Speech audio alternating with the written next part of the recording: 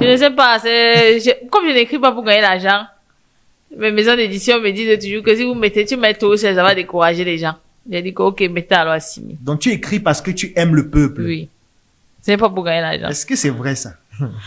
Là, j'ai un deuxième ouvrage, Le reflet du vrai moi, ce secret. Qu'est-ce que tu expliques dans cet ouvrage? Le reflet du vrai moi, ce secret, c'est mon premier livre. Je parle là de ce qu'on a en soi, mais qu'on ne sait pas. C'est-à-dire les limites qu'on se pose généralement et l'impact de l'environnement. Je prends par exemple, aujourd'hui, on peut être médecin, mais ce n'est pas le choix. Réellement, ce n'est pas ce qu'on veut faire. Mais on a été impacté par l'environnement depuis l'enfance. Les parents qui vous achètent des jouets de médecine et qui vous parlent de médecine, vous font regarder des films de chirurgie, etc. Vous pensez que c'est ce que vous voulez faire dans la vie. Donc vous partez, vous faites médecine. Finalement, vous voyez que vous n'avez même pas de passion pour ça. Ce n'est pas quelque chose qui vous rend heureux. Vous n'avez pas de plaisir à le faire. Et après, on se rencontre plus tard que ce n'était pas ça. On trouve peut-être que c'est ça qu'on aimerait faire plus tard. Après, peut-être, je ne sais pas combien d'années. Alors, le reflet du vrai moi ici, ça te permet de te découvrir. Découvrir la personne qui tu es réellement. Ce qui a pu impacter ta personne que tu es. Est-ce que tu es vraiment la personne que tu souhaites être? Est-ce que tu te poses des limites? Est-ce que tu penses? Donc, ça te permet de sortir de ces limites-là. Donc, ça parle d'abord du faux toi, l'environnement dans lequel tu as grandi, après le reflet. Et en réalité, ce que tu peux être dans la vie, ce que tu souhaites être dans la vie. Donc, il y a des questions. Ce livre, j'ai été inspiré par Napoléon Hill, de Réfléchissez et devenez riche. Donc, voilà. Wow, magnifique. Donc, ce sera un plaisir pour moi de le découvrir. C'est une sorte de livre donc qui permet à tout un chacun de pouvoir comprendre en profondeur qui il est et de trouver sa mission de vie. Tout à fait. Donc ça, c'est le deuxième ouvrage. Le troisième ouvrage, c'est Leçon de vie.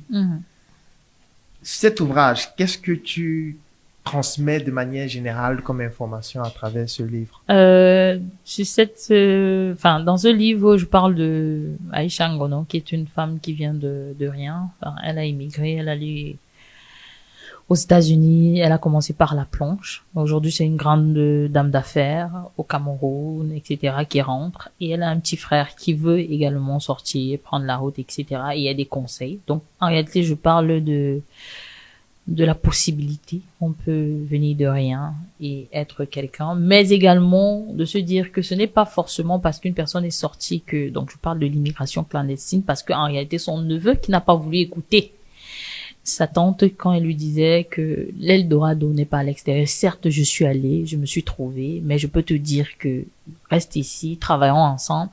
Et lui, il ne voulait pas. Il s'est dit, bon, toi, tu es parti, tu as réussi. Toi, tu veux aller découvrir. Oui, laisse-nous partir. Nous, on va aller réussir. Tu aimes trop prendre les choses pour toi. Tu veux seulement que les gens travaillent pour toi, etc. Donc, c'est comme ça qu'il met sa main dans les problèmes. Elle va prêter à la tontine. Il prend la route. Il va. Finalement, il revient, mais il ne peut plus faire d'enfants, etc. Il a subi des choses atroces, etc. Donc, après ça, Ngono donc donne des conseils.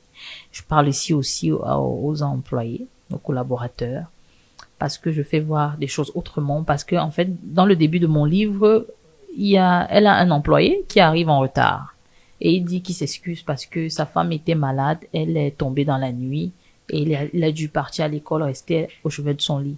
Alors, Ngono lui dit, la dame, sa boss lui dit, ce n'est qu'une excuse, et qu'est-ce que vous faisiez au chevet du lit de votre femme? Est-ce vous, le médecin?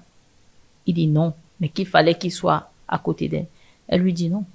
Donc, vous préférez risquer de perdre un boulot qui va vous donner les moyens d'aller soigner votre femme, au lieu d'aller rester, et vous préférez rester au chevet du lit de votre femme, alors que vous ne pouvez rien faire à l'instant T. Parce que vous ne faites rien. Vous êtes seulement là. Elle n'est pas consciente. Le médecin travaille. Mais vous trouvez que c'est une raison pour laquelle vous arrivez en retard.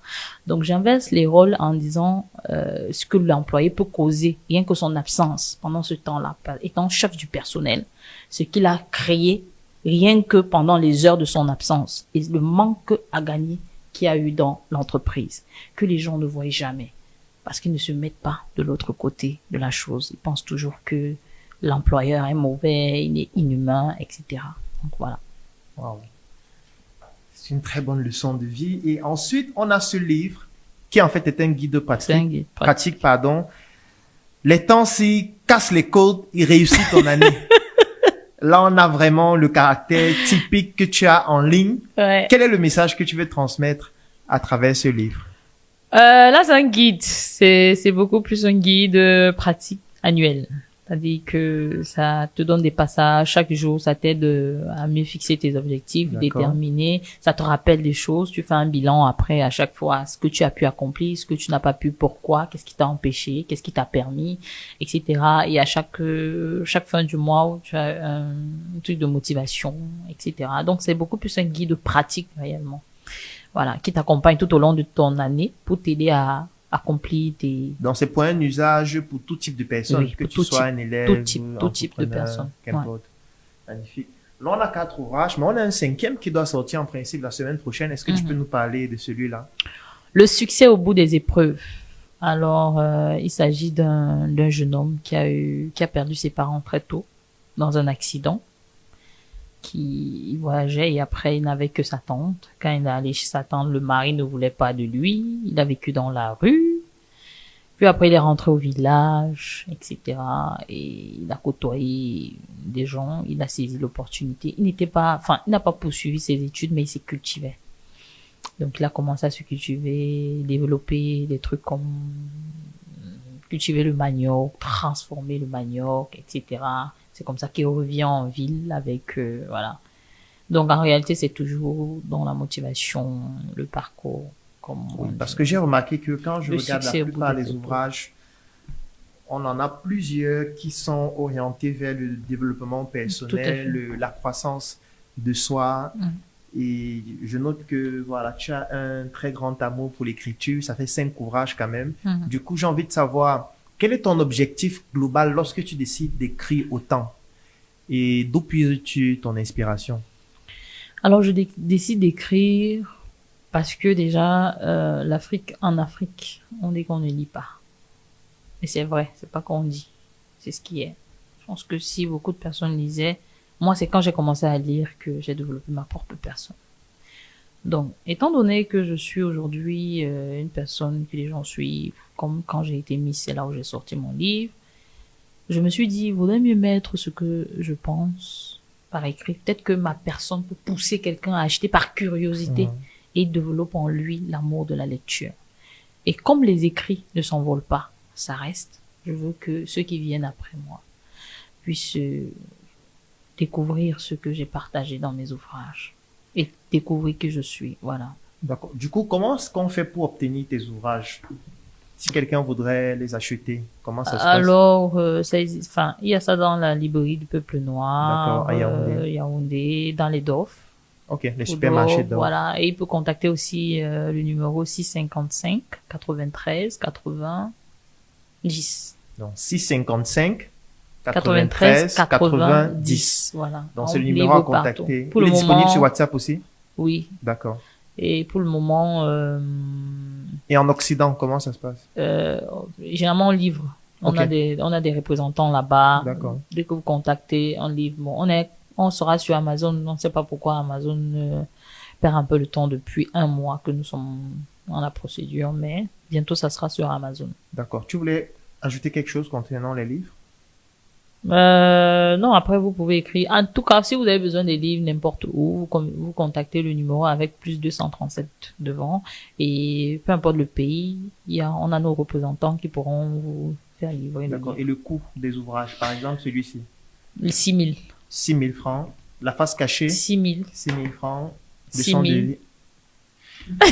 6 000 aussi. 10 000. D'accord. Et le nouveau, celui qui va sortir, c'est 10 000. Mais pourquoi 6 000? 6 000?